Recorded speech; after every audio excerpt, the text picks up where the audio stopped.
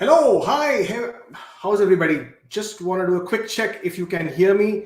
I see a bit of lag here, not sure why that's happening. Let me get this right. Hold on, just a moment. Right, this one looks a bit better. I'm not sure if this is a bit better. Can you guys hear me? Just give me a thumbs up or something so I know if you can. Let me just quickly check. Right, hi Itul, hi Darshan, hi Prabal. Hi, Krush. Hi, Subrat. Nice to see you guys. So nice to see all of you here. Yes, Murari, the live has started. We are just now rocking and rolling. नमस्कार, सत श्री अकाल, आदाब. मेरा नाम कुबेर है. Welcome to my channel. आज का बहुत ही इंटरेस्टिंग सब्जेक्ट है और सॉरी रॉन्ग कैमरा, इधर है कैमरा, आपको हम ऑफ कर देंगे. करेक्ट. सो थोड़ा लैग आ रहा है वीडियो में. Not sure why that is happening. I am gonna get this sorted out in a bit before this gets a bit more complicated. So give me one moment before, sorry, I'm looking at two different cameras. So give me one moment before I get this sorted out.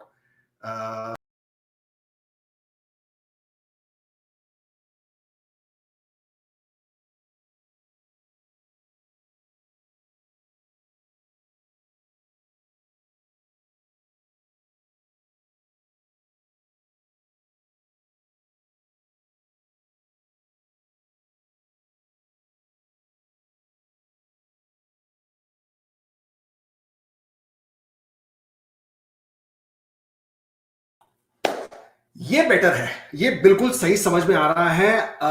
कौन बोल रहा है? Faz says you should use StreamYard. My friend, I am using StreamYard. Thank you very much for that recommendation.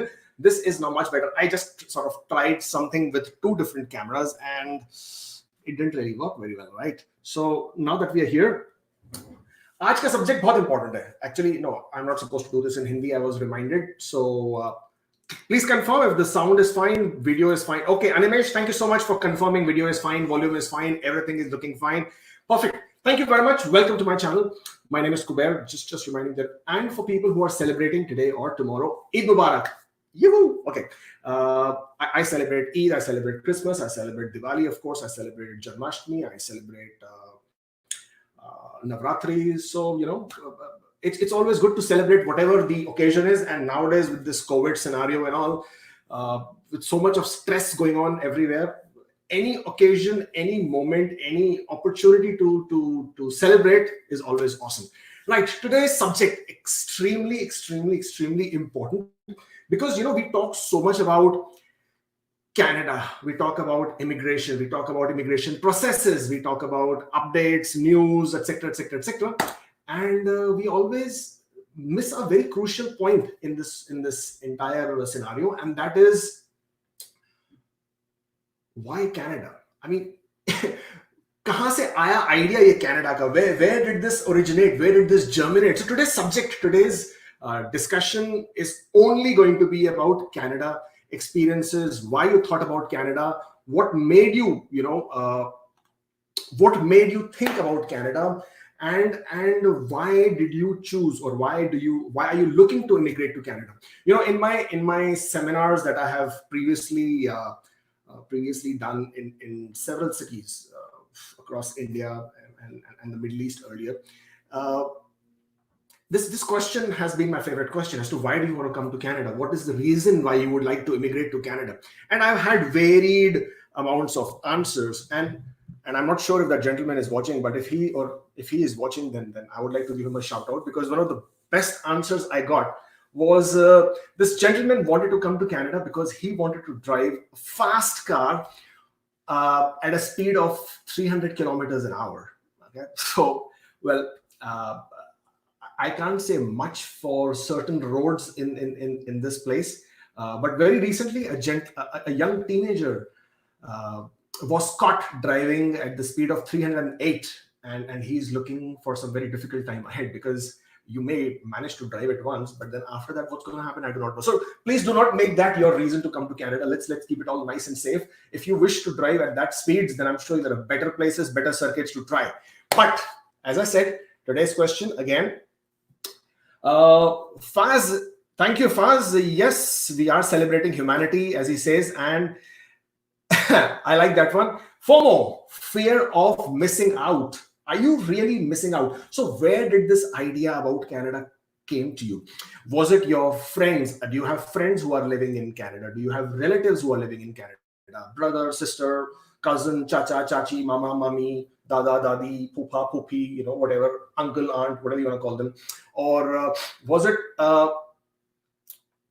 where did this germinate from? Did you read too many advertisements on billboards from these immigration agents, consultants saying, Canada is easy, Canada is going to invite 1 million immigrants, come, green doors, open doors, red carpets. Where did it come? This is what I'm looking for.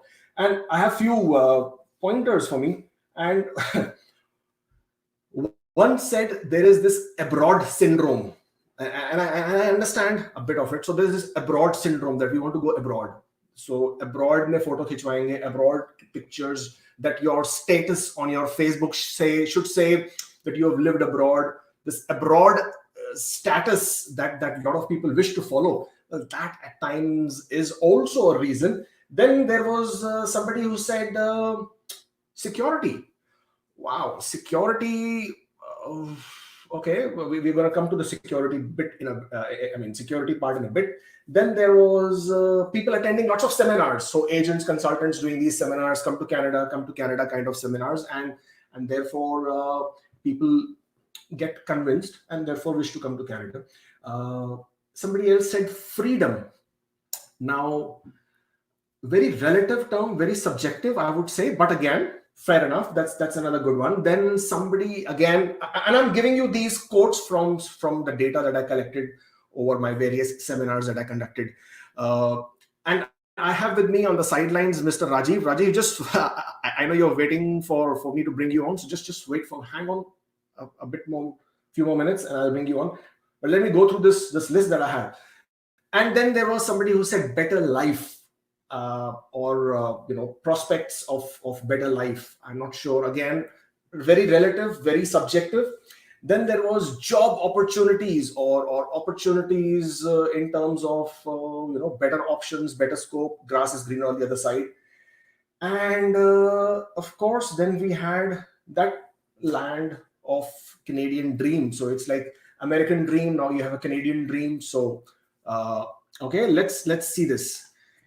Kiran says better lifestyle. Thank you. Shubham says good rules and government system. Okay. Again, a lot of people might disagree, but then fair enough. That is something which could make sense. Babu says, I have friends living in Canada and most importantly, better career exposure. Okay. Fair enough. Bhushan says 28 years of age for a better standard of living, quality of life, better future. Biggest reason, low pollution. Woohoo! I agree with that one. And okay, that's another good one there. Amandeep says work-life balance. Also extremely important.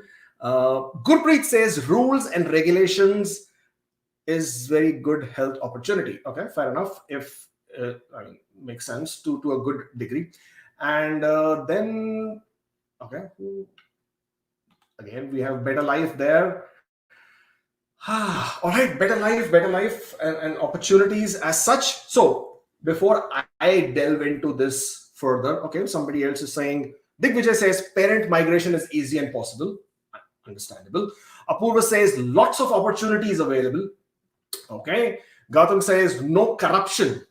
Okay. Fair enough. Another good one. There you go. Kush Kapoor says powerful passport. Yoo-hoo. Okay. I think we are number 2 or number 3 in the list. Actually, number 4, I think, in the list of powerful. But when we say powerful passport, I think you're referring to how many countries open the doors without any visas. So that's what I'm going to take. Ruhi says healthcare benefits and Justin Trudeau, our chocolate prime minister, speaking moistly. Very nice. And okay, less crime in population. We are not treated as expats. Good one. And we will be relating to that.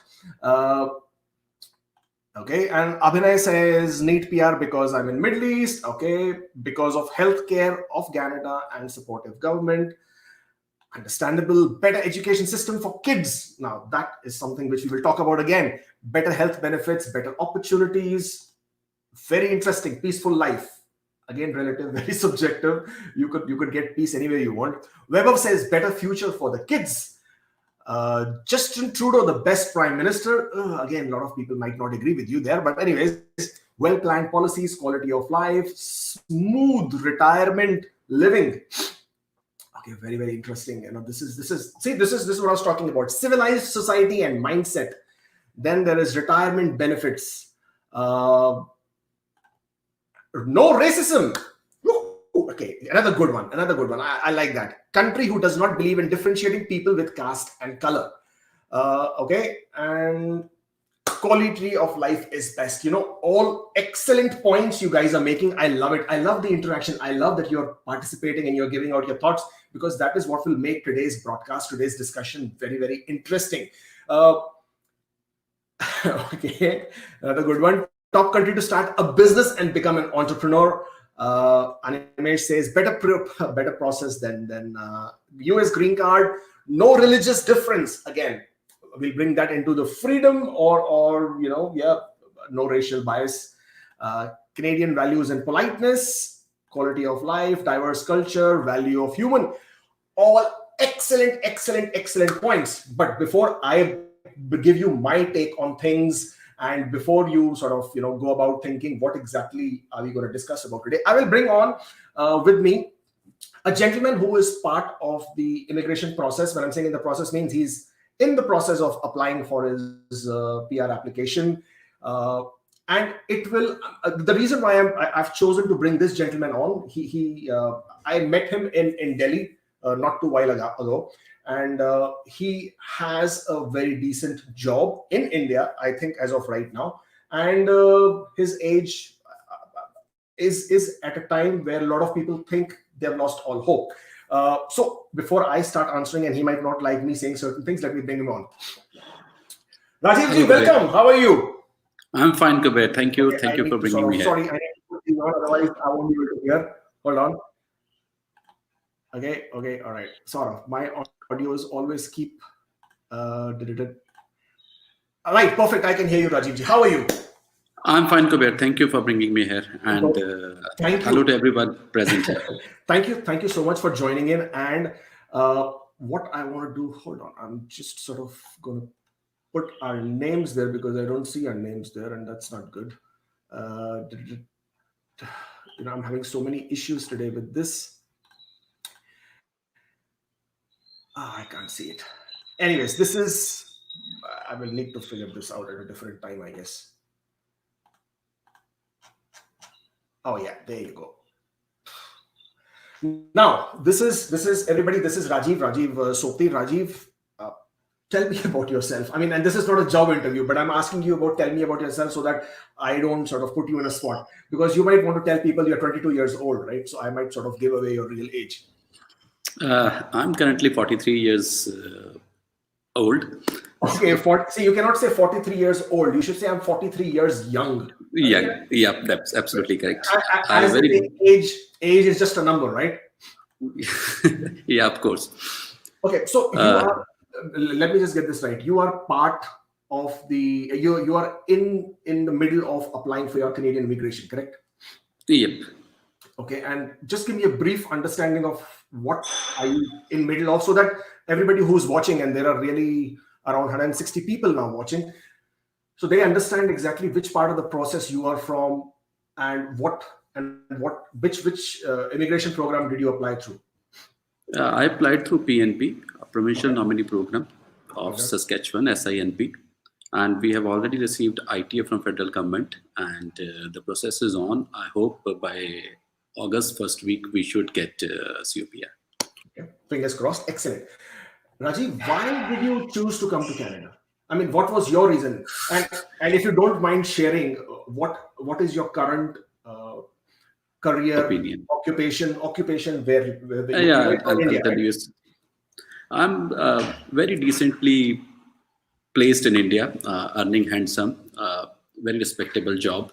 Okay. But somehow my planning for this started with my son's future. He's into class plus 10 plus 2 right now. We were looking for great universities, good universities all over the world, and Canada has a few very good universities. For example, University of Toronto, British Columbia, McMaster, McGill, and Computer Sciences, Waterloo. They ranked quite high in world ranking. For example, UOT ranked 22. So when I tried to look for the universities and check the fee for international students, it was coming up somewhere around 1.3 crores without housing for the 4 years. Wow.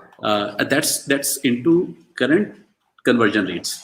Okay. So by the time he'll pass out, I might have to spend more than 2 crores, which is really difficult to. Yes. So I started with this process that, okay, let's go with PR, and it will reduce the fee by 1/4 at least. And so this was the starting point for which I started this whole process. And but looking into age, it was really difficult to get the required score for express entry. So as discussed with you, you people suggested me, okay, let's go ahead with PNP. So we tried for Saskatchewan PNP. And you're very lucky. Luckily we got through. Excellent. So let me just stop there for a moment. So coming to Canada was primarily only because of your your son's education? Was that the primary reason for you? Yeah, it was the initial reason, but last 3 months I was in Canada only. I came in March. I was supposed to go back by 29th March, but somehow because of lockdown I could not, and I returned yesterday only back to India. Okay.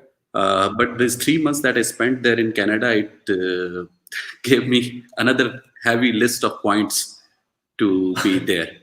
Okay, and majority of people have already said many things, but something which I categorically would like to express is the environment in which you're going to live. In India, I can earn amount. I can earn 10 lakhs, 50 lakhs in a year, or 1 crore in a year. But the challenge is the air that we are breathing in today, the environment we are living, the pollution you people have talked about, the traffic you people have talked about. It's n number of reasons where our country is lagging considerably, and Canada gives a lot of advantage to you. So the initial reason was, of course, my son's education, but there are many other reasons that one can list down. So, okay, now this 3 months that you were in Canada, that you just recently came to Canada and you sort of spent here, these 3 months, did you look at the whole Canadian life with the perspective of a visitor or as a resident? And there's a huge difference, and I'm sure you will agree, because when you go to any place as a tourist, as a visitor, you do things differently. Okay, you look at everything in a very different manner. You perceive things differently. But when you start living as a resident, as as somebody who would be living there permanently, obviously life is different. Would you agree? And this 3 months that you spent here, was it the same? Yes, of course. Last 2 months, I was trying to perceive the things as I have to do it for the whole life. Okay. How's a daily life goes there? How's to manage the grocery? How's to move for the job? How the market over there is? Everything looking into the longer picture in mind, not the tourist picture in mind. I want to stop you there for a minute and ask you: are you planning to start a YouTube channel to do grocery shopping and show people?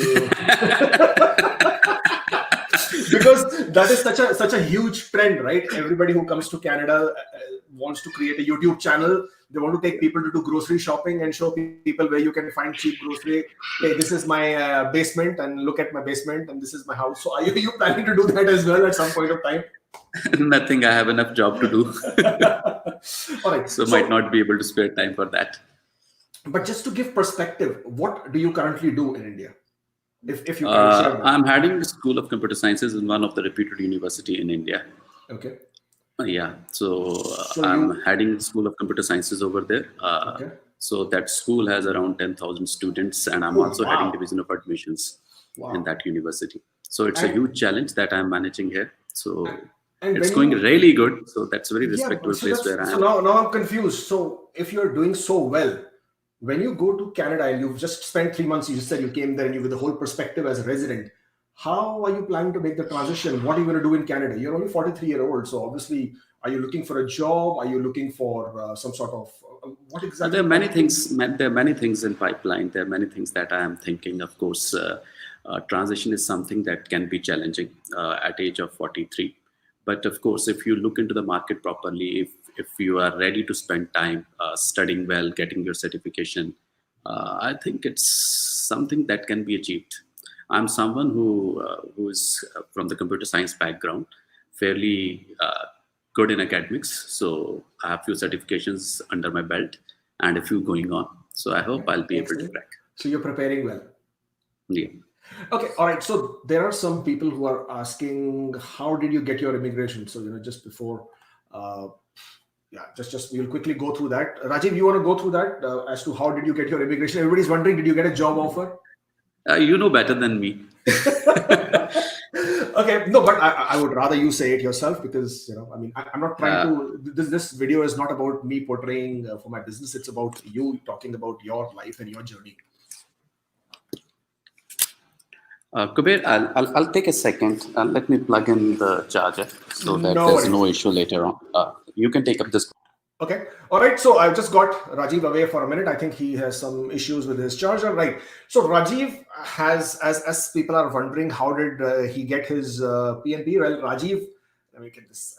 This is always a bit of an issue there. So Rajeev got his nomination from Saskatchewan through the regular express entry stream. He did not have a job offer. He was one of those very lucky individuals who managed to get his ITA from Saskatchewan in October when the draws hit 68. So his score was 68. And how is it 68? If anybody of you can quickly do the calculation, he has a master's degree, CLB 8, 10 years of one knock work experience, and also what else have I got left?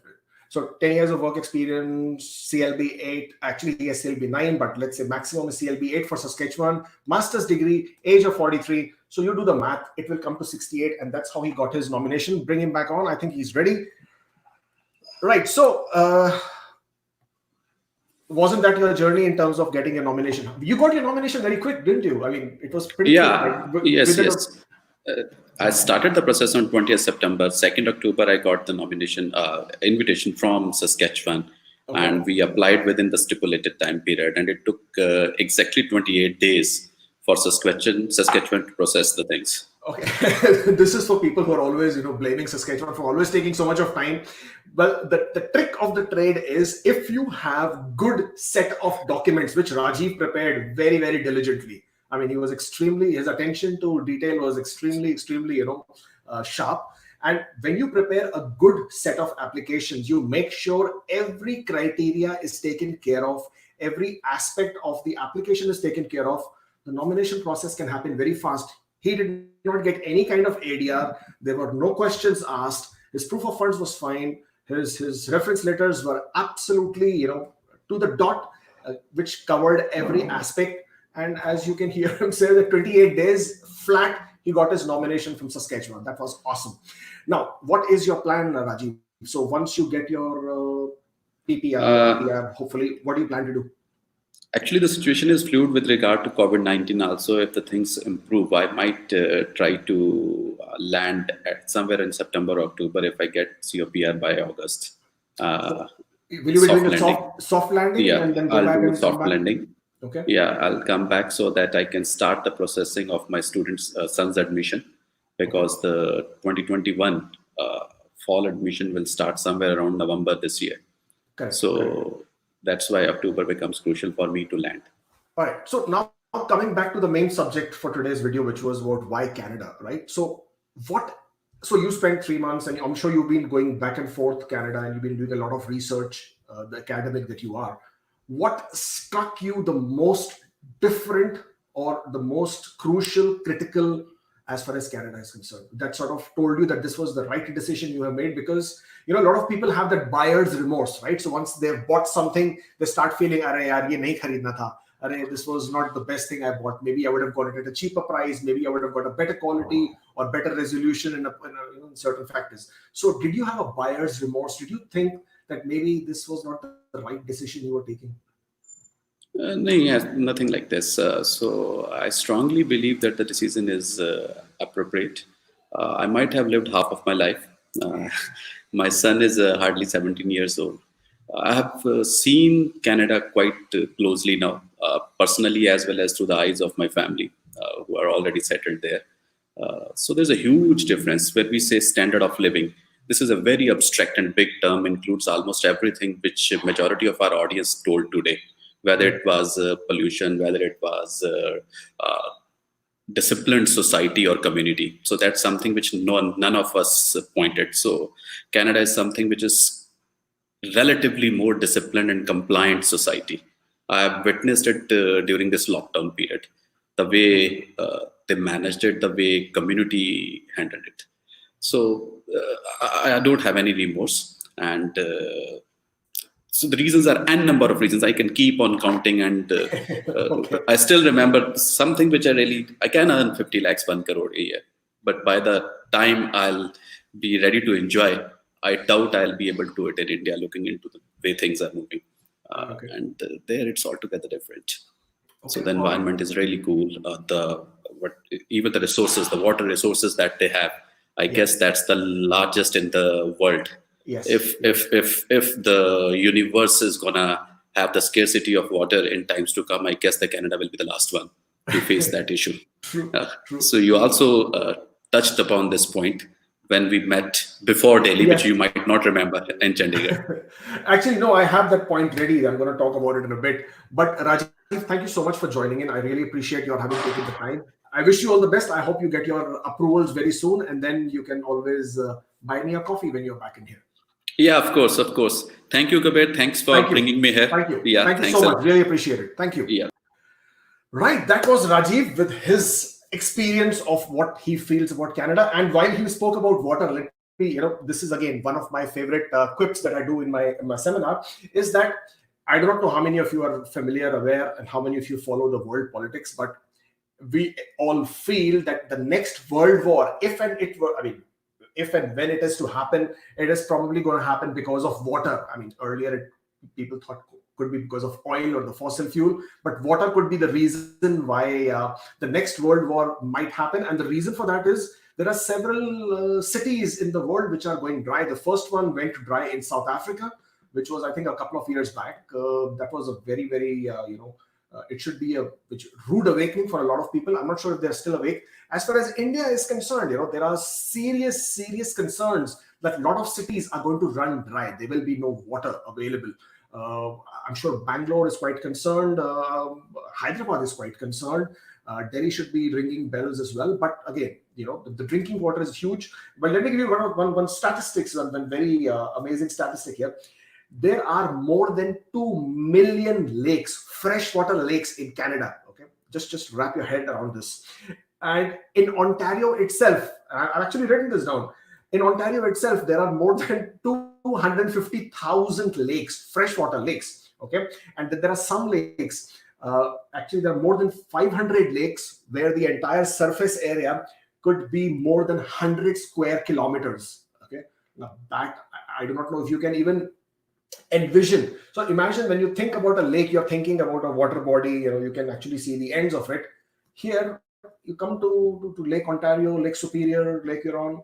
You can't see the end of the lake at all. I mean, it's physically not possible because it expands amazing length and breadth. And 9% of Canada is made up of freshwater lakes, and it extends to more than nearly I have it here, 1 million square kilometers, nearly 1 million square kilometers. That's huge amount of water resources available as far as Canada is concerned. So you can already imagine who is going to be winning that world war, if at all there's a world war on Canada. So while we are talking, I have another individual, okay, who a lot of you already know. And I don't worry, I do not have too many guests. I didn't want to sort of load this today's session up with too many perspectives. I will give you mine after we speak to this lady. A lot of you already know her. Guys, please welcome Nikolett. Hi, Nikolett. Hi. How are you? Can you hear me? I'm fine. Thank you very much. I can hear you. You're looking all fresh and all prepared. Did you have a good hair day today? Yes, I did. So Nikolett Nikolett usually stays away from coming on live because she usually is complaining of bad hair day. But today looks like Nikolett, you're having a good hair day. Wait, that happened only once. Happened only once. That's true that I usually stay away from the spotlight, but that was only one time. Where are you from, Nikolett, in terms of what would you call as your root in terms of home country, as people refer to? I'm from Hungary. in the Okay. middle of Europe. Middle of Europe, Uh, Hungary. Okay. yeah, eastern part of Europe. And we Okay. came here a year ago. You came here a year ago. All right. Yeah, Perfect. not entirely. And why did you choose to come to Canada? Well, first of all, we choose to leave Hungary, and we counted the countries where we have some family or friends, and most importantly, why we choose Canada is the way they welcoming immigrants. Okay. So all other countries where we could go in Europe, we would be always outsiders. And Canada was, yeah, more or less the only country where there was a hope that we can, fit in with time. Okay. So the So are you people, the saying, people are. but why would you say you had a fit-in issues? I mean, usually people like me, brown skin or even darker skin, might have a problem thinking of being fit in, or would you be able to fit in? Why would you feel you had issues with fitting in? Because, for example, in in UK, I would be always a Hungarian, Okay. always, and they did treat Eastern Europeans differently a bit. So I don't know. Canada is welcoming, and this is the more important thing, among others. And I have my sister here, which is also a, which a is which is great always a point. good point. So Yes, what has your experience been in Canada so far? What do you think? it's How long great. have you I been here love now? it. How many months? 10 months. 10 10 months. months and Okay. a few days exactly. Yeah, 10 yeah, months. and I love it. It was the best decision of my life. Best decision of your life. So Yes, did you yes. did you have any reservations before you came to Canada? Did you think, oh, maybe it will happen, maybe it will not happen? Would this work? Would this not work? Well, we try to come with an open mind to be ready, start all over again, everything. Okay. And this is what happened technically. So, yeah, I tried not to have any, um, anything in mind that what should happen. I try to be open. So, whatever will happen, we will cope with it. Okay. And are you That coping was with the it now? basic. Yes, I think I am. So, Yes. how was your initial experience in Canada? I mean, did you find the kind of jobs you were thinking you would find? Was your work experience the way it should have been? No, well, both my husband and I worked as engineers back in Hungary, and You were engineers, I right? engineers, yes. And Okay. I decided long ago that I don't want to continue it here, but he wanted to, so he tried, but didn't get in anywhere. So we ended up taking a job as a handyman in the building where we live. It's pretty much different, but he still loves it because his work is appreciated, Okay. and it's just above the. Mm, okay, so it's pretty much different kind of job that he wanted to take, but we try to keep up this attitude to accept the changes. So, which part of Canada have you really liked? When I'm saying part, I don't mean the physical, geographical wise. What aspect of Canadian life really has made you feel this was the best thing you did? The people People and their really? mindset. Yes, You, you, yes, you, yes. you don't mean me, right? I mean everybody.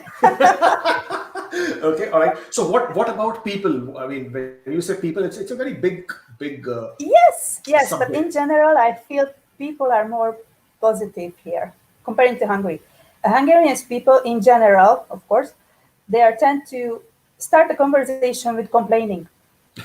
Always have to complain about something, even if it's just the weather. And this is totally different here. Well, we When I complain. We complain here as well. We complain about traffic. We complain when it's too cold. We complain it's too no, cold. not as much, Okay, not not as as much. much. All It's right, fair absolutely enough. different. Okay. Yeah. So that was um, my main Yeah. joy in the first days. I know you have two wonderful sons. Okay, and Yes. I met them, and I remember when we met them for the first time, they were not very comfortable speaking in English, right? Yeah, and and, they're and still how shy. they're still shy. So, but how? Yes. What were you? Did you have any reservations as far as your children were concerned? As in, how will they cope up? in a largely English-speaking country? Yeah, I was afraid they have issues. They would have issues, but nothing. So by now they speak fluently, but still shy. So when you meet next time, probably they won't talk to you still. but But now they are understand everything and can make themselves understand. But there was never an issue, even the school. We okay. came here in the middle of July. They started school in September, and they didn't speak a word in September. Okay. Nothing. And Okay. there was no problem. The teachers, both of my son's class, they started to learn Hungarian for them. See, that's something totally different, Yeah, right? it's The something teachers totally made the different. effort to learn Hungarian Yes, so that they would yes, communicate well. That's amazing. yes. That's They opened absolutely the Google amazing. Translator and tried to communicate with them. So Amazing. it was wonderful. It was wonderful. Excellent. So what are you looking Yeah. forward to now? Come I'm on, let's looking hear that. Yeah, I'm looking forward to take this exam. Okay, for Fail people, my license. all right, I'm going to break the news. For people who did not know, Nikolett is studying to become a licensed ICCRC immigration consultant. I think she's already, not I think, she has already completed her education, the diploma that she needs to complete as for an immigration consultant. Yes. She is now going to be sitting for an examination very soon, which is probably what, next month? July. Yes, okay. It's Yeah, still July. May, right? Yeah. Okay, And then, I'm always confused about the time, so it's no, don't really worry. hard. So then, We have still a few weeks. and then we will have an ICCRC consultant amongst us at all the times. We will have two. Fingers crossed. Yeah. Right, Nikolett, thank you so much. Thank you so much for joining me. Thank you very much for coming, bringing me in. And take care of the hair, right? Yeah. Bye. Bye. Right, that was Nikolett. Another perspective, another person from a different country. So, I mean, there was somebody who basically mentioned that I am only bringing in somebody from India. Okay, I didn't mean to do that, Devant, and I am going to send you a link. You are most welcome to join. Devant, this is for you. I'm bringing you on. This is the link. Come on in, buddy, and we will bring you in and see what you have to probably, share in terms of your experience. But meanwhile, let me give you my take, my perspective. And as I said, it's very relative. It's very subjective. It's very, it's my experience, my opinion. Ishan is correcting me and saying it is 250,000 correctly in Ontario. Well, thank you, Ishan. I said it is more than 250,000. Anyways, so now that we know that it is at least 250,000 lakes in Ontario, that sort of keeps us going. Okay. What is my experience as far as Canada is concerned, right? So just to give you a bit of background, I am a Delhi boy. So I've been born, brought up in Delhi. I did my schooling in Delhi. I went to Dubai. I worked for a very, very large, I don't want to take the name, very, very large aviation organization in the world. They are one of the largest right now. I was in a very senior executive position. I left them, joined, another organization also within the United Arab Emirates. Then I became a consultant. I was an aviation consultant. I have helped airlines start. I have helped airports redesign, reformat. I'm not an engineer though, but it was more in terms of the operational designing aspects. Okay. Now, I'm not sure how many of you have read my story. It's already on my blog. But when I came to Canada the first time, I was extremely arrogant and I thought, getting a job is not going to be a big deal. Canada is a much smaller country when you compare in terms of the aviation traffic, in terms of the aviation business as such, right? So it wasn't that I was going to be flooded with jobs as such. But after having done aviation in Dubai, I had then started my own recruitment company. I was into HR. I was also doing HR consulting. I was doing recruitment consulting, and it was quite happening for me, right? So coming to Canada was always a very, as far as I was concerned, Canada, Dubai, I had lots of friends and families in Canada, and they would always encourage me to come on, file for your residency and do this, and I would always look at Canada as a winter frozen land, something which is forbidden, something like a Siberian, like you want to go to a Siberian jail kind of a thing. I mean, I didn't want to do. And for me, it was that mindset. I had spent 25, 27 years in a place like Dubai, right, where the temperatures, the hot weather is extremely hot. I mean, there is no comparison as far as the heat is concerned. So for me, comprehending the cold and a smaller population, and for me, small population translated into small economy, translated into less opportunities, because a lot of you people are talking about opportunities. I'm giving you my perspective. So when I would, for example, India is a huge land of opportunity, primarily because of the population. Means you can sell anything if you want to. If you can basically sell anything in India, right? Because of the huge population. Compare that to Canada. It's only 37 million people across the whole country, right? How much population are you going to get if you were? And I'm talking to you as in the context of being a business person, as an entrepreneur, in terms of the market, in terms of what you need to sort of, who you want to sell things to.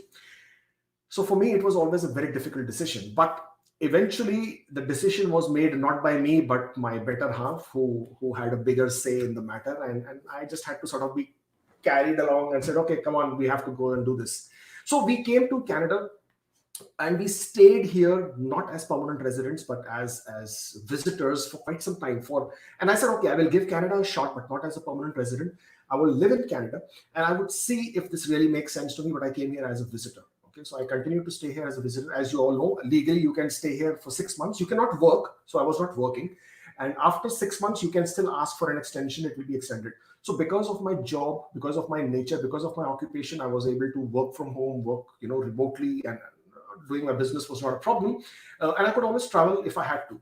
And that allowed me to see Canada from a different perspective. And the first thing that absolutely stood out, the first thing, and the reason why I keep saying this first thing is because, as I said, I gave you the introduction, I'm a Delhi boy, right, from Delhi. Pollution, okay, I do not know how many of you can understand pollution. If you live in Delhi, if you are from Delhi or similar cities which have pollution levels like Delhi, you cannot even understand how much you can appreciate clean, clear, crisp air. Okay, so here on a nice morning, not on a nice morning, actually every single day, on rather most days, you start breathing, you can feel the air going into your lungs. Like you can absolutely feel. I'm still wearing this. All right, sorry. So you can absolutely feel the air going into your lungs, and I love that one feeling. So as we say, roti, kapda or makan. If these are taken care of, you're pretty much good, right? Paise ka kya karoge? Kitna paisa? And as Rajeev was talking about 50 lakhs package, 1 crore package. In my situation, it was totally different. I don't even want to give any figures as far as money is concerned. It's very difficult to put it into perspective. So when I finally decided, okay, Canada is for us, and we completed our process, we migrated to Canada, and we finally sort of became permanent residents. Job was not working, because whatever I wanted was not happening, and I came from a very hierarchical background, and for me to do entry-level jobs my mind was just not wrapping it around, And I wanted senior level positions in aviation, not happening. I wanted HR senior level positions, not happening. I wanted to be a consultant, but I do not know anything about the Canadian HR business or labor market. Therefore, I failed as a consultant. I actually started my company in the beginning. I will not give names, and I hope my other partner is not watching me right now, who will not really like it. But I did start a company, and it was to do with HR recruitment and labor supply. And I failed miserably. Okay, because big mistake, entering an unknown market without having tested waters, without having checked what will work, what will not work. Because the same fundas that we have applied before, whether it was Dubai, whether it was Middle East, whether it was even India, and they all failed because they don't match. There is no relevance. There is no connection there. Failed, right? So, and once after having shut down, after having fired the staff, got rid of my offices, came back home, don't know what to do. I was listening online to one motivational YouTube video, and I loved that video. I mean, and I've heard that God knows how many times, and it was about keeping your mind open. It was about letting the universe come to you, kind of a thing. And don't worry, this session has got nothing to do with any of the motivational stuff. I'm not doing that. So the idea was, I, for a change, gave it a shot. I want to keep my mind open. I let my mind be open in the sense, like, I consciously let myself go of any inhibitions of wanting to do something specifically. And the same evening, one of my cousins came home, and he said, what are you doing nowadays? And I said, nothing much. And he said that if you're not doing much, and if you have a car and if you drive around, why don't you sort of, spend some time, do a job of a restaurant delivery? I said, are you mad? Restaurant delivery? Now, see, this is my Delhi boy talking, right? Because a job of a restaurant delivery is seen as a very low job in the mindset. Okay, now this is a mindset. And I said, are you mad? I'm not going to do a restaurant delivery job. He said, why not? Why would you come to Canada and start thinking of any job being low? And I said, absolutely correct. Why am I looking at a job and thinking it's low? That's the first lesson I need to teach myself. Now that I've come to Canada, you need to adapt and adopt, right? I said, okay, fair enough. You're absolutely right. Why should any job be less than the other job? It's a job, it's work. It's something which you need to respect, because you're not doing anything wrong. You're not doing anything, there is no malpractice involved. There is no unscrupulous activity involved. You're not going to hurt anybody, you're not going to harm anybody. It's a job, right? So let's do it. So I went to a restaurant in Oshawa, which is Toronto GTA area. I can't take the name, of course. And I went to this restaurant, and I started working as a food delivery boy or food delivery man, whatever you want to call it. The ridiculous salary that I was being paid was $6 an hour. Yes, it was lower than the minimum wages, because these guys would pay cash and you were expected to collect commissions. And the first day I made $60. Okay, one day, about 6 to 7 hours of a job. I would go at 4 in the evening, come back by about 10 in the evening, because mornings were pretty light, evenings were always pretty good. And I said, okay, $60, not bad. All right. And I started working over there. I think it was in the month of October or November that I started working. And I continued working 2 months, 3 months, and $80, $90, $100, $110, $120 was the max I made. Then came the Christmas season, which was really amazing, because then, food deliveries went up. Sorry, so I'm not going to take you into this long story of how and what I did, kind of a thing. But what I want to tell you is that I did open up my mind, and I was willing to do what it took. The first change for me happened was in meeting so many different kinds of people, right? So even when I was delivering food, I met people, and that floored me. Okay. As Nikolett also mentioned about people are amazing reason to come to Canada. For me, it was like a huge thing. There were so many times where people who I delivered the food, the same people shared the same food with me and said, okay, no, you got to come here inside, eat with us. It's a cold evening. It was snowing, bad weather, snowstorm. Instead of going out and doing what you're doing, come share the meal with us. It caught me off my guard, because I have never done this. Okay. I obviously learned to be a better tipper. I would tip better from there on in my life, because now I realize what is the value of a tip for the person who's delivering that food for you. For you, if you've ordered food for, say, $50, right, giving extra $5 doesn't make a big deal for you, right? Because you can afford to buy food at $50, but that $5 for that person makes an amazing amount of difference. That's what I learned there. So, all right, Barinder says, okay, I'm going to put this up. Continue telling your story, as it's interesting. Well, Barinder, I was not looking to bore you people, because I want so much more to sort of cover as far as Canada is concerned. But the reason why I'm telling you all this, so that you can understand my perspective for saying what I'm saying, in the sense of of what you can expect as far as Canada is concerned. Now, I have 3 children, 2 adults who basically will not be, who cannot be in my express entry application or in my permanent residency application. They will be applying separately. Actually, one of them has just got his. The second will also be following soon. My daughter is 13 years old, so school for her is amazing. While she was studying in Dubai, also she was going to a British curriculum school. So And when we went back to India for a bit of period of time, also she continued studying the same thing. So that transition was fine. Now, my first uh, business idea or a business investor or a person who was willing to invest in an idea I had at that time was one of the customers who I delivered food to. Okay. So you can imagine within the 3 months of time, I made so many friends while delivering food, who would start a conversation, who would want to know where I'm from and what I'm doing and why am I doing. And it has been an amazing 3 months, that food delivery job that I did, my survival job, if you would want to call it. I got my first investor. He started this another company with me. We started a restaurant together, and that was in the month of February or March. But in January, I left that job of the driver there. And oh, my sister's calling me. Hi, sister. I'm going to call you back.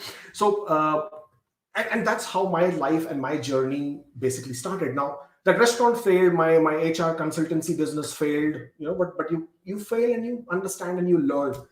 And out of nowhere, immigration has happened to me. I mean, I can't even explain to you. It happened basically because I wanted to help someone, one of my friend or relative, if you want to call them, who are going through this process, who are being cheated blatantly by one of the immigration agents in India. And I told my relative that what you're being told, it cannot be true. It's not possible. He said, no. Ye jo banda hai, isko sab pata hai, ye bahut acha hai. That kind of, he came from that kind of logic. And I said, boss, regardless of how you are being wrapped around this is not true. So I'm going to explain to you what. So I went online, I sort of checked few things. And while I was checking, I became part of several Facebook groups, several forums, several this, that. And I did of research to help my friend or relative, or whatever you want to call it. And I said, whatever is being told to you, that's all bullshit. This is the real truth. Okay. And this is what you're supposed to do. But while I was doing that, I saw so many other people also struggling for their queries online. And that's how basically it started for me. And then while I was doing that, I realized that if I have to answer somebody's query, but I don't know what it is all about, then it's really stupid, because there are a lot of people who will turn around and say, listen, how do you know? And how can you say this? So, okay, let's do this formally. And I went back to college. I basically went back to school at my age, and I thought that is this a good time to go and study again? But I said to forget it. I went and studied again. I did my diploma in immigration consultancy, or whatever you call immigration consultant. And I did my diploma. I finished my education. So I could not officially, okay. So I could technically, understand what needs to be done. Okay, I may not be a lawyer, because lawyers obviously spend much more time studying law. But the course that I studied gave me a good understanding of what to look for. All this made me then choose a different path. So all this has been my personal experience. I love the education. I love the air. I love the water. I love the food. So for a person who thought Canada is that frozen land which does not deserve even a second look, which is not a land of opportunity, for me, it's been life-changing. So I will always sing a praise. Having said that, it's not that everybody has a good experience. Just like there are more than 350,000 new immigrants who come to Canada, there are also X number of people who will leave Canada and go away because Canada was not as they thought it was. So if you are one of those people who is coming to Canada only because the friends or the relatives or one of those people are saying that you should do this, then guys, think about it. Does this suit you as an individual, as a family, as a couple? That's the first thing. Number two, what is your primary objective? Okay, if you haven't identified that, you are going to be disappointed, because you as they say, you cannot get lost if you don't know where you're going, right? It's a very amazing saying, which I really love. So if you do not know what your objective is, you're going to be very, very disappointed.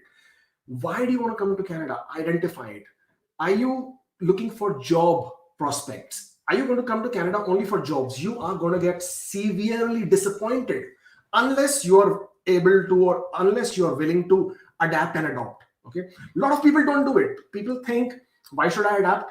हमें क्या करना है? Why should I do this? मुझे नहीं करना. Trust me, it's a real challenge for plenty of people. And the older you grow, the more difficult that thing becomes to adopt or adapt. everybody is not an entrepreneur, everybody is not a business person, everybody does not want to be a business person. But at the same time, everybody is looking for a job. Everybody is thinking, I will go and do a job.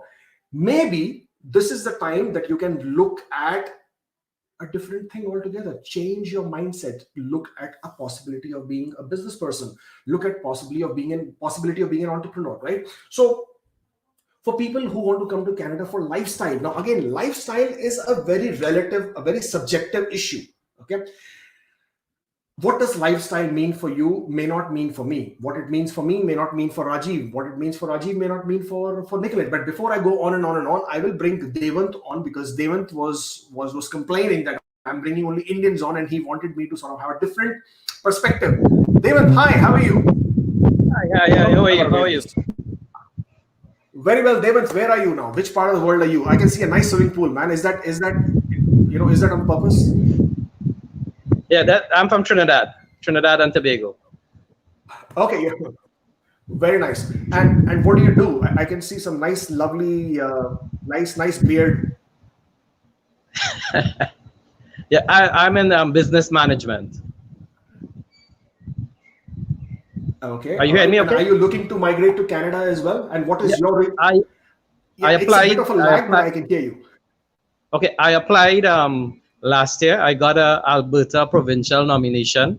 I got the ITA on February 8th, and I got the expected decision around August 8th. So I don't know how the coronavirus would have affected the immigration officers' processing time and so on. I'm sure it's around the corner. So what is, I'm sure a lot of people are going to very quickly ask, what is your knock code? What was your CRS score? And how did you get through? My CRS was 990 with the provincial nomination. Without it, I was at 352. Because of my age, I'm 54. So. Oh my God, Devant, you are a role model, man. I'm so glad we brought you in, because people always think age is the biggest barrier, but I'm so glad you are here. So you are 54-year-old. What was your knock code? I think it was 1321. Yeah, something like that. I can't remember exactly which one it was. Okay. Because Alberta will give you knock codes up front, Yeah, no, I'm saying, what was your knock code under which you applied for your applicant? What was your primary knock code? It was 1331 or something like that. I can't remember it offhand. Okay, no, that's all right. So why did you choose to wanting to come to Canada? What is the decision? Trinidad is a beautiful place. I know that. Yeah. Well, I studied in Alberta. Okay. I went to University of Calgary in the early 90s. Okay. I came back to Trinidad and made my contribution here. My son is now of university age. Well, and the economy here, as we are oil economy, and we run out of oil. oil is still. So I think I made a positive contribution to my country enough. I think let me join my family in Canada. I have family in Ontario as well as Alberta. Is joining your family a primary? No, I think the primary reason, like your previous caller, was for a better opportunity for my children. Okay. My son is at university age, and myself as well. I because of the smallness of island politics, I was a former minister of government here in Trinidad. Oh wow! Okay. So that makes you virtually that's a case of death in these small societies, because once the ruling party is not your own, you tend to be difficult to get jobs, and obstacles are artificially placed in not only your way, but if you're in a company, the company experiences difficulty. So I think it's time a good time to move. I'm sure it is, and you are in such an awesome position to be in, and I'm so happy for you. Thank you so much for joining in. I wish you all the best, and if you're ever in Toronto, do hit me up, and we can obviously meet for coffee. Will do. Great. Thank you. Well, that was Devant. Now, again, another amazing story. Now, I didn't know. I mean, Devant from before, and I'm so glad that he came on and he showed you that 54. So age is not the criteria, right? So I mean, so many people get worried I will not be able to get immigration because of age, etc., etc. There is always something which can work. Now I can understand he got the Alberta nomination because probably his past experience, past studies in Alberta, but uh, again, age is not going to be the only reason why what stops you. Well, several other things, but as we are talking about it, well, I have somebody else who is here. Okay, let's see if what this person has to say. Arvind, how are you? Hey, Kubeir, how are you? I'm doing good, thank you. Okay, you are also planning to come to Canada as you. Yes, of course. That's why I generally used to follow your videos and all. Yeah. Okay, and what is your reason for wanting to come to Canada? My region is better life in compared to India. Okay, when you say better life, now this is a good thing that you're bringing up because we're just talking about this, right? Yeah. What do you mean, or what do you understand by better life? I'm just saying because it's very Yeah. subjective. Whatever it means to you, whatever it means to me, is something totally different. So, when you say better life, what do you mean? And better life in the sense like I'm 32 years old, I'm earning, I'm paying the tax. So in India, I'm just taking the example. In India, right, it's like one way. You are earning, you are paying. If something goes wrong with you in terms of finance, in terms of health, no one is taking care of. Yeah. But in other countries like Canada, if you are a royal taxpayer and something goes wrong, either in the terms of finance or health, government is coming in front to take care of you. That is the biggest good thing for anybody. That is not happening in India. Until you are earning, it's okay, you pay. And if even just giving one other example, if you are going for withdraw your PPF, hard earned money, that for that also you need to struggle a lot. So it's like it's a one way. You go. After something goes wrong, no one is taking care of you. I can relate to it in a bit, but then again, as I said, it's a matter of perspective. So, what Yeah. part of the process are you in? So right now, I was trying to do for the express entry, but one of my colleagues, she already studied and now she got a PR. So she suggested me instead of going for express entry because a lot of CRS score and all. So it's a better because you have money, you can afford the study. Come to do some master's program here, and it will be better perspective to get the PR easily and better in Well, comparison. I think it's perfectly a good idea if you can do that. Wish you all the best, Arvind. Thank you for joining. Thank you so much. Right, that was Arvind.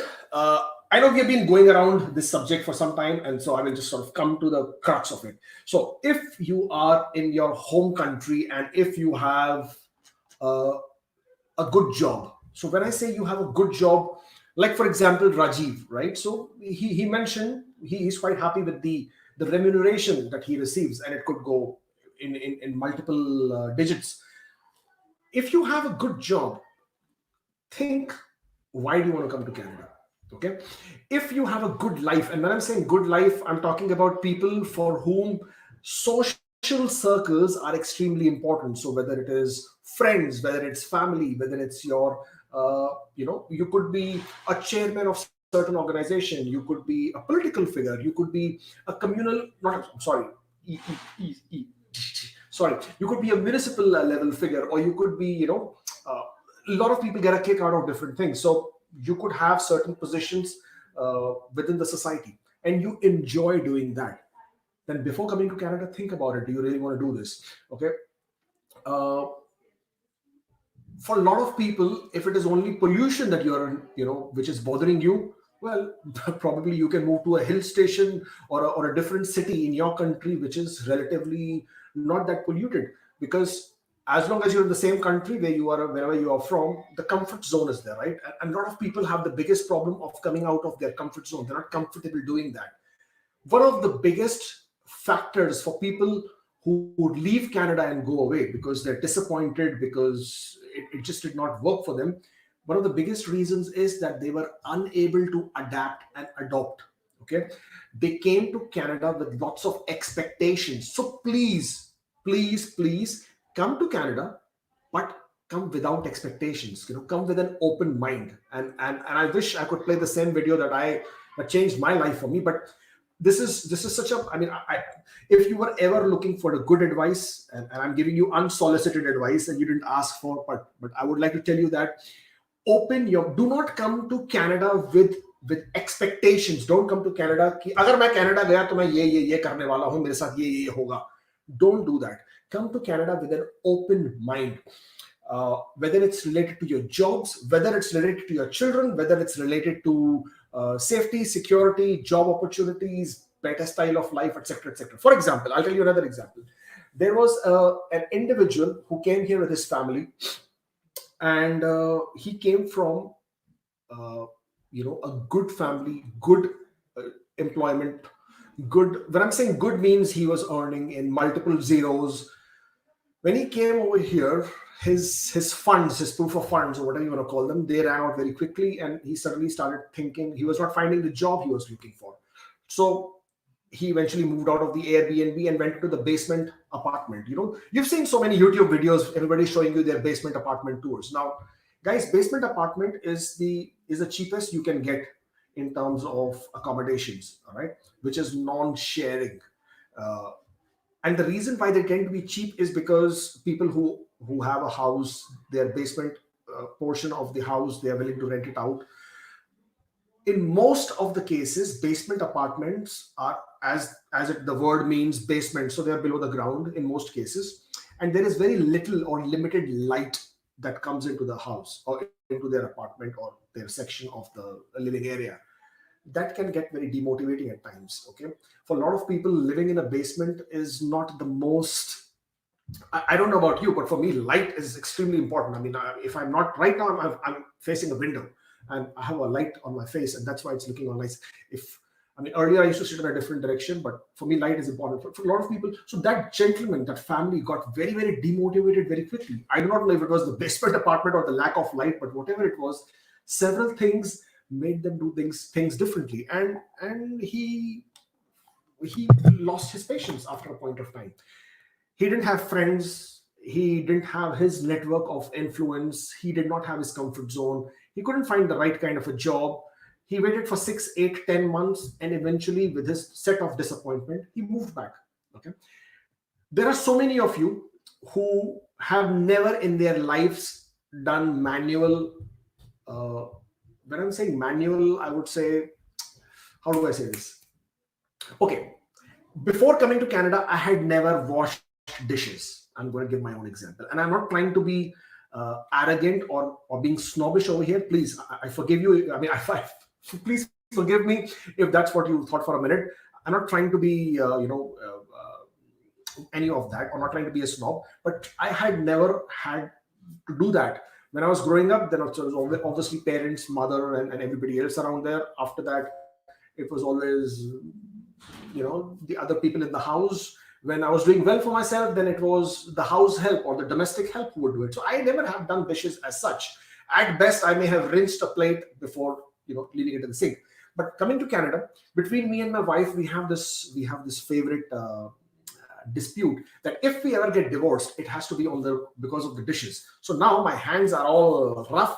I actually invest significant money in buying decent hand creams so that hands stay soft. I prefer better supple skin, but so it's bad. Yes, there are dishwashers, as people keep reminding me, there are dishwashers, etc. Dishwashers do not do any they don't do nothing. They don't do squat for our Indian food or for our greasy food. The grease has to be removed, and for that you need to wash the dishes. The dishwasher will just maybe rinse the dishes and throw it back to you. So if you're not used to doing your chores, if you're not used to that house help, if you're not used to doing those kind of things, you are going to have a difficult time. Okay. Now, after living in a basement apartment, you would want to then either move to a condo. If you're moving to a condo, again, it's all right. You will have that limited space. Otherwise, you will want to come into a house. If you come into a detached house or a semi-bungalow, big house, whatever, come the winters and come the snow, then comes the snow plowing job. In the sense you have to clear the snow from your driveways. Again, my back complains even after the winters have gone. When the winters are gone, then the summers come, and then your lawns need to be mowed. The lawns need to be cleaned and cleared out of the dead weed. Your flower beds need to be tended, if at all you are into any of those. So it's like an ongoing kitch all the time. So you have to be very, very careful if you do not like doing those things. For me, it was a serious transition of adapting and adopting. Okay, so that's another thing.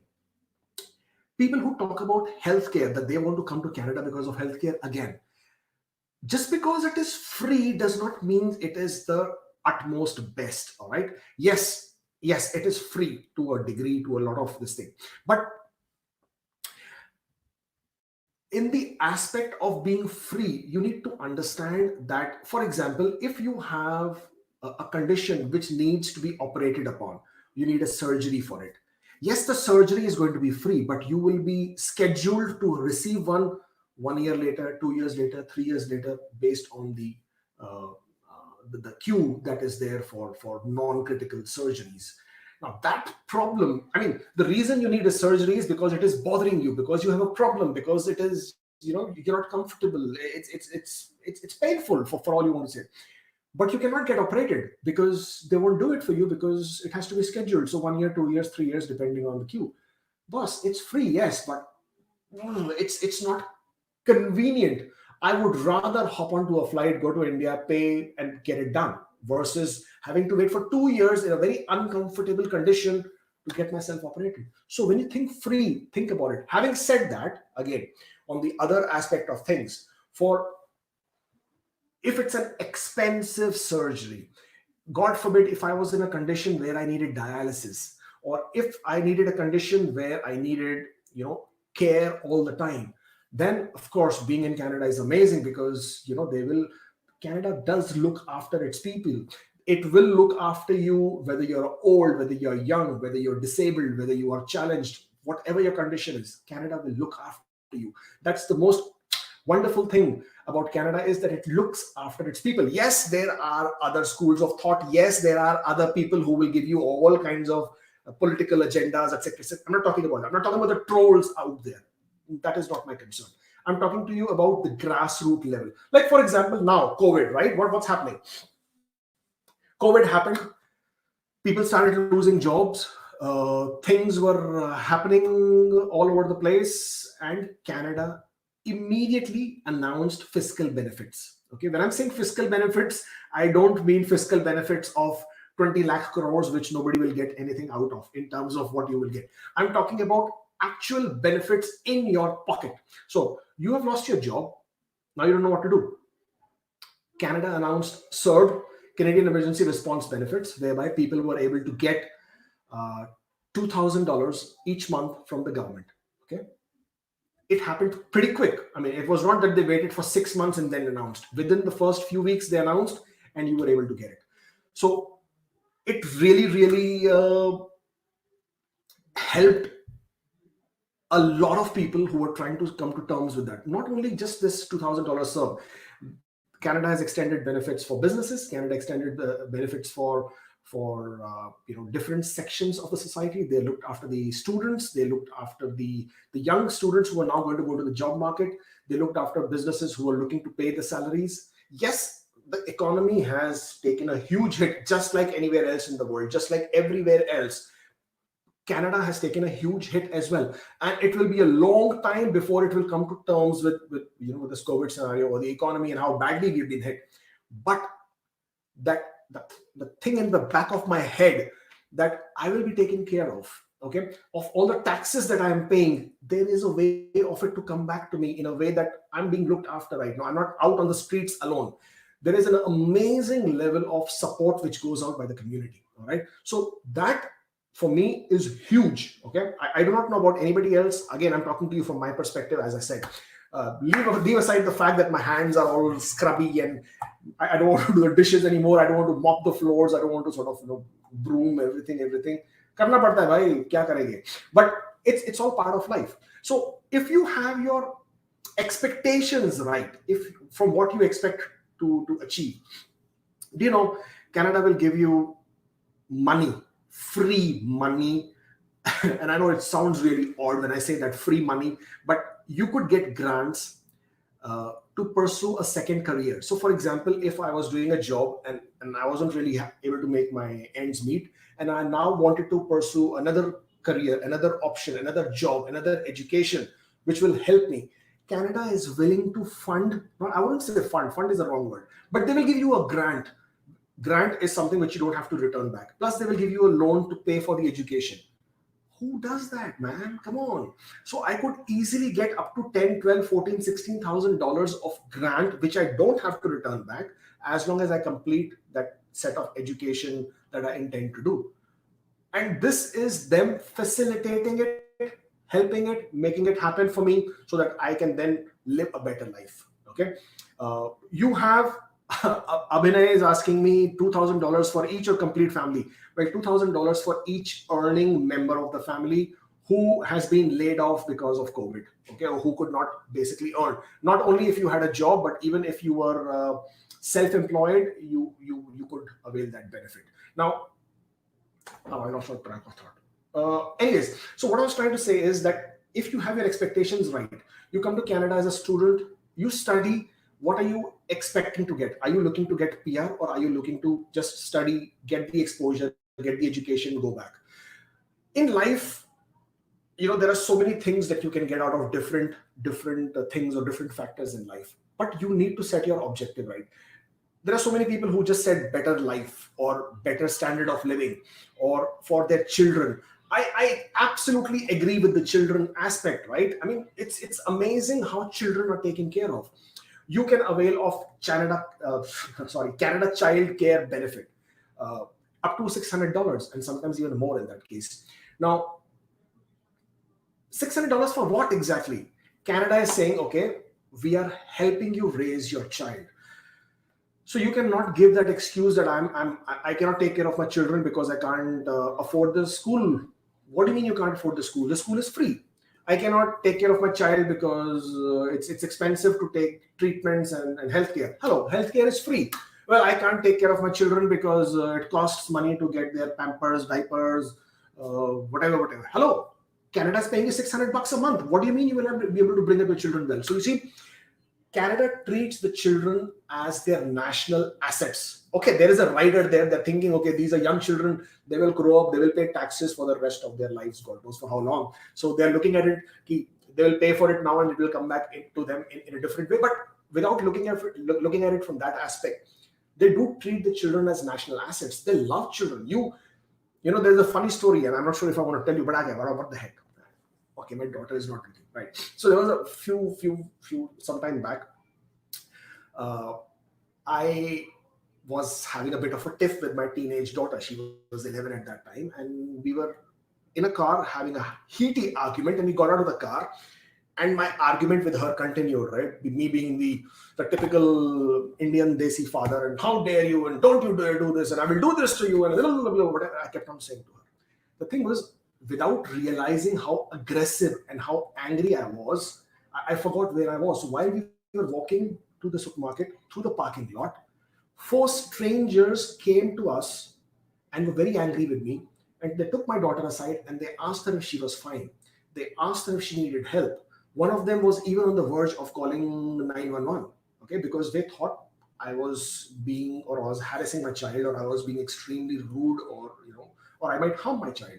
So that is how much people are going to go for in terms of taking care of a child, even if it is not your own child, right?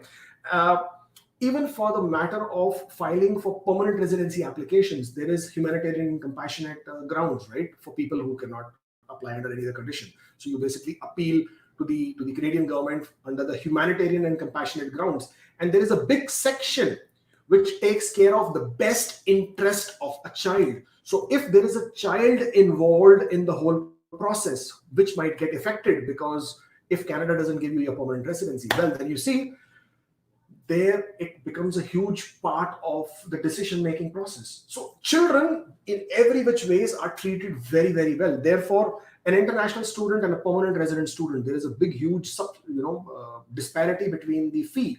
An international student will pay $20,000.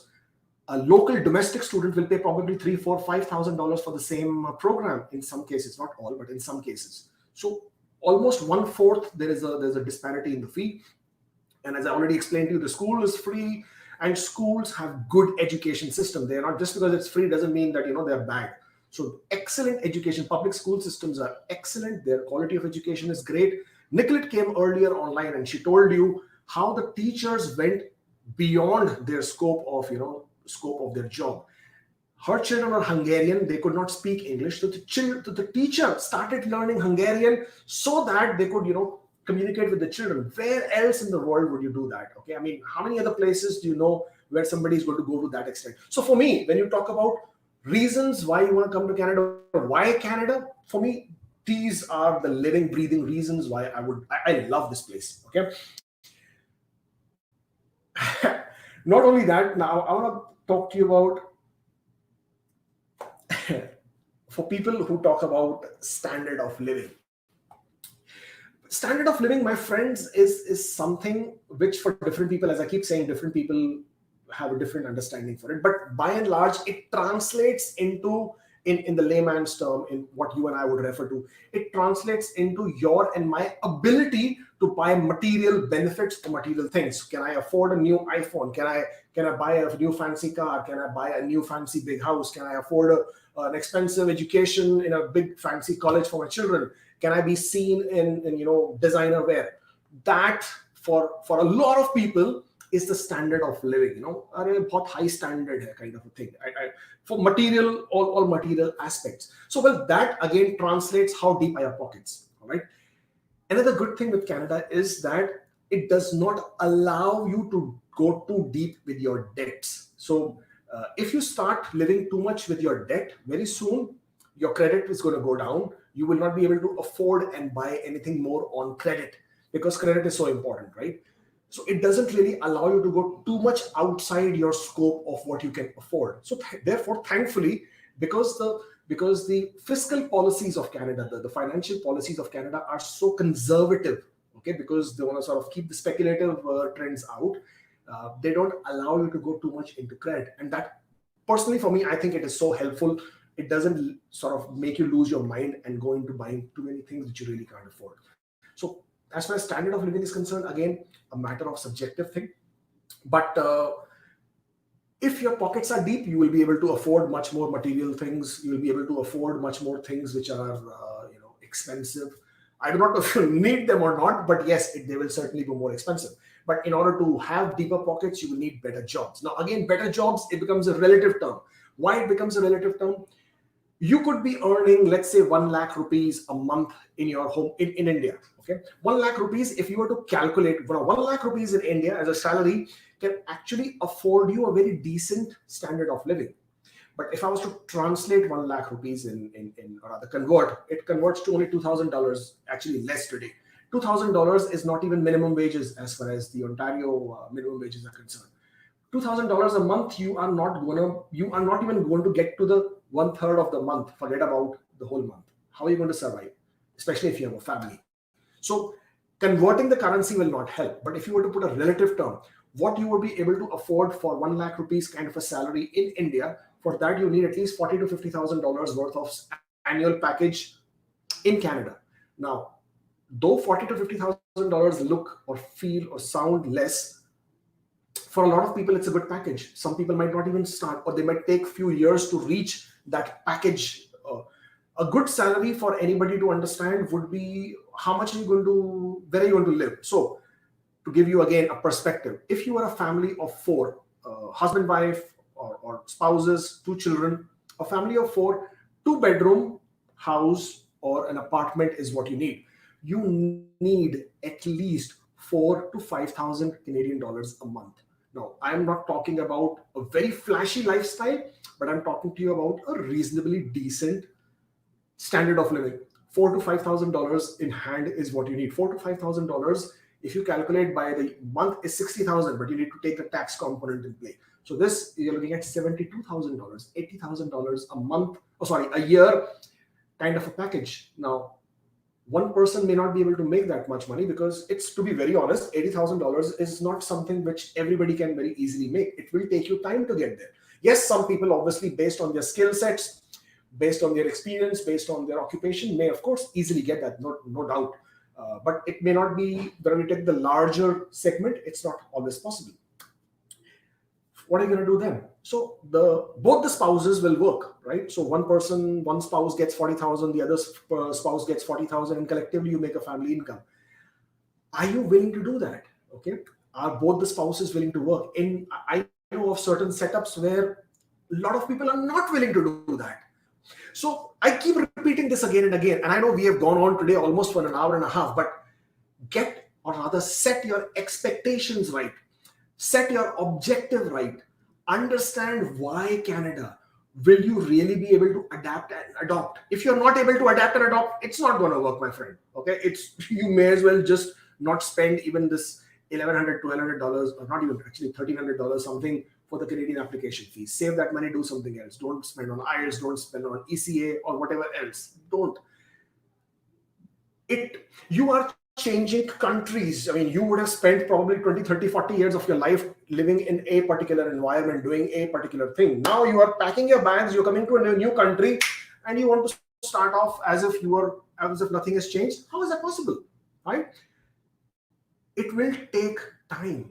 Okay. So expect things to be different. Expect yourself, you to sort of, take some time to adapt, and you will realize that Canada is beautiful. It's unbelievably beautiful, whether it's the nature, whether it's the people, whether it's the system, whether it's the discipline. I'm not going to go into the standard of life. As I said, it's different for different people, but it's beautiful. Okay. And for most of you who will choose Canada, you will probably feel this is the best thing you did. But yes, there are always going to be people who did not find Canada as they expected. But that is not because Canada is bad or Canada is wrong. It's only because they were unable to get their expectations right.